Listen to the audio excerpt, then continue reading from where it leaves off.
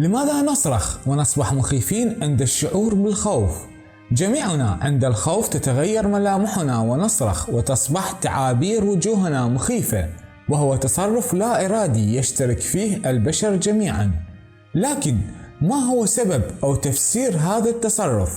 مرحبا بكم متابعينا في فيديو جديد. سنعرض عليكم في هذا الفيديو سبب تغير ملامحنا عند الشعور بالخوف، والأغلب يقوم بالصراخ بعد ذلك.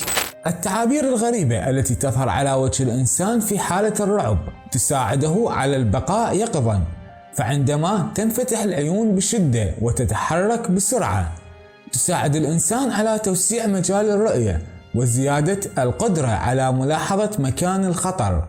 ومع توسع فتحات الأنف تزيد قدرة حاسة الشم لدى الإنسان.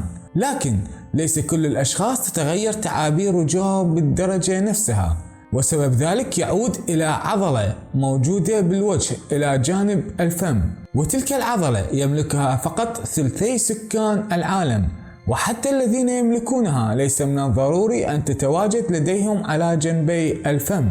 ممكن أن تكون فقط على جانب واحد وتراوح حجمها من شخص إلى آخر، وهذه العضلة الوجهية تعتبر المسؤولة عن تشكيل الوجه الغريب عند الخوف. لكن ما هو سبب الصراخ الغير إرادي عند الشعور بالخوف؟ الصراخ عند الخوف هو آلية دفاع مسموعة، وكلما كان الصراخ غير منتظم وفوضوي بدون سيطرة أو وعي كان أصعب على الأشخاص تجاهله.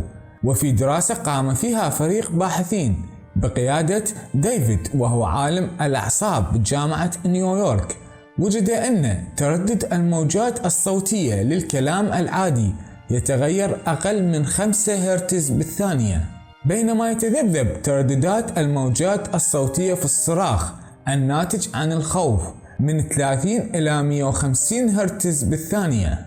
فالتقلبات السريعة بالصوت تعطيه خشونة لا تتواجد في أي مستوى كلام بشري عادي، سواء عند الذكور أو الأناث أو الأطفال. وقد وجد فريق الباحثين أن المتطوعين بالبحث تفاعلوا مع الصرخات الخشنة بطريقة مختلفة عن الصراخ العادي. فالصراخ الخشن الناتج عن الخوف حفز المناطق المسؤولة عن شعورنا بالخوف، بينما الصراخ العادي حفز القشرة الدماغية السمعية فقط. ويرى عالم الأحياء التطوري بجامعة النمسا أن دراسة نداء الاستغاثة والتنبيه عند الرئيسيات والحيوانات الأخرى التي تمتلك خصائص الصراخ البشري نفسها. فالصراخ هي وسيلة دفاعية ووسيلة طلب استغاثة في نفس الوقت. فبعض أنواع الصراخ يجعل من الحيوان أو البشري القادم باتجاهك يشعر بالخوف، وأيضا تعتبر وسيلة من أجل طلب الاستغاثة. فعند سماع أي شخص يقوم بصرخات معينة تأتي إليه بعض الأشخاص من أجل المساعدة. فالصراخ خلقه الله لنا من أجل الدفاع عن أنفسنا ومساعدة الآخرين. أخبرنا في التعليقات ما رأيكم بالفيديو. إذا عجبكم الفيديو لا تنسوا الضغط على زر لايك والاشتراك بالقناة، ونلتقي معكم في فيديو جديد.